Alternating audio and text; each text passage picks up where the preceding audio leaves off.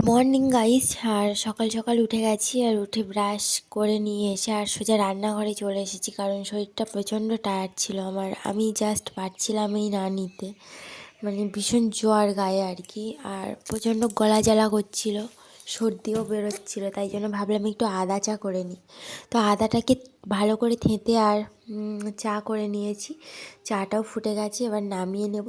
আর নামিয়ে নিয়ে ছেঁকে নিয়ে তারপরে সত্যি খাবো। আর ভীষণ শরীর খারাপ, তোমাদের কি বলবো। আর তবুও অসুস্থর মধ্যে ভিডিও দিচ্ছি, তোমরা সবাই হেল্প করো, মানে পাশে থেকো আর কি। আজকে পুরো বাইরে রোদ উঠে গেছে, আর মামা এখনও আসেনি কাজের জন্য, তবে চলে আসবে খুব তাড়াতাড়ি। তো যাই হোক, আমার রান্নাবান্না এদিকে চলছে, আর এখন বাজে বেলা 10টা। আর মামা এক্ষুনি চলে এসেছে, এসে কাজে লেগে পড়েছে আর কি। তো শরীরটা বন্ধুরা ভালো নেই, তো তোমরা অবশ্যই করে পাশে থেকো, লাইক করে দিও। আর মানে আমি ভিডিওটা এডিট করব, ভয়েস ওভার দিতেও মানে প্রচণ্ড কষ্ট হচ্ছে। যাই হোক, এদিকে সব ছন্নছাড়া অবস্থা, শরীরটা ভালো নেই, তো কিছু মানে ইচ্ছে করছে না যে উঠে নোংরাগুলো ফেলে দিয়ে আসি। আর এখানে ডিমটা ভেজে রেখেছি, ওখানে দুধ চলছে, আর খুব খারাপ লাগছে শরীরটা। জ্বরের মধ্যে দিয়েই কাজটা করতে হচ্ছে আমাকে। তোমরা ভিডিওটা অবশ্য করে দেখতে থাকো, আর চ্যানেলটিকে সাবস্ক্রাইব করতে থাকো। এখানে বেগুন ভাজা আমার পুরো রেডি। এবারে রান্না হবে হচ্ছে বাঁধাকপির তরকারি হবে, ডিমের ঝোল হবে। তো তোমরা প্লিজ দেখতে থাকো, আর বেশি লেট করে লাভ নেই। তো চলো ঝটপট কাজগুলোই লেগে পড়ি। আর কেমন লাগছে আমার ভিডিওটা কমেন্ট করে জানাতে একদম ভুলে যেও না। তো অবশ্যই করে আমার এদিকে কাজবাজ কিছুটা হয়ে গেছে। এই যে দেখো, মামা এখন কিছু কাজ সেরে নিচ্ছে, মশলা মাখিয়ে সোজা ছাদে যাবে, গিয়ে কী কী কাজ রয়েছে উপরে সেগুলো সারবে। আর এদিকে তো পুরো ধুলোবালিরই অবস্থা সারা জায়গায়, আর সব রং তুলে দিয়েছে, তো সারা ঘরটা দেখো নোংরা আর নোংরা, সারা বাইরেটাও নোংরা। তো এইগুলো এখন ভালো করে ঝাঁটিয়ে পরিষ্কার করে নেব। তারপরে রান্না তো চলছে ওদিকে, আমার মেয়েও তো প্রচণ্ড দুষ্টুমি করছে রোদের মধ্যে। তোমরা ভিডিওটা অবশ্যই দেখো, আর চ্যানেলটিকে সাবস্ক্রাইব করো।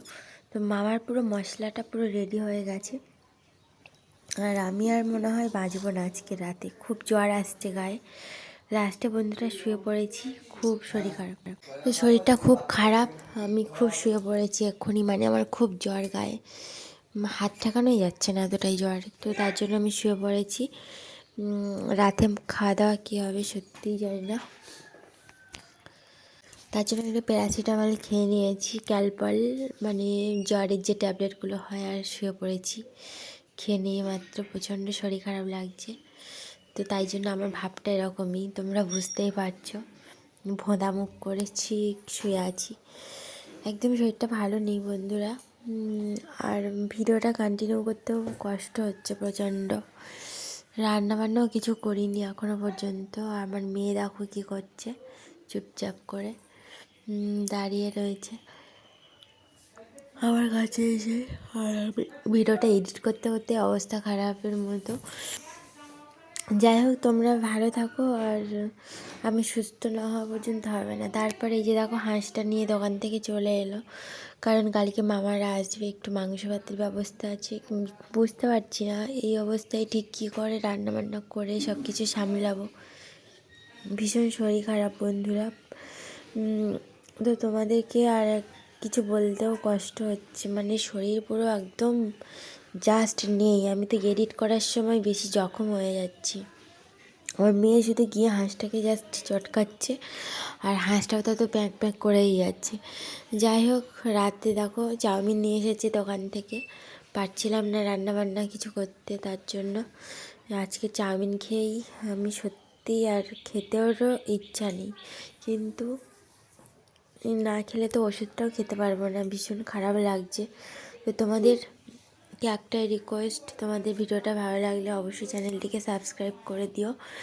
তো এখন চাউমিনটা নিয়ে এসেছে, কিন্তু এখানে পেঁয়াজ দেয়নি, শুধু সস দিয়ে দিয়েছে, কারণ পেঁয়াজ দিলে অনেক সময় গন্ধ হয়ে যায়, তার জন্য।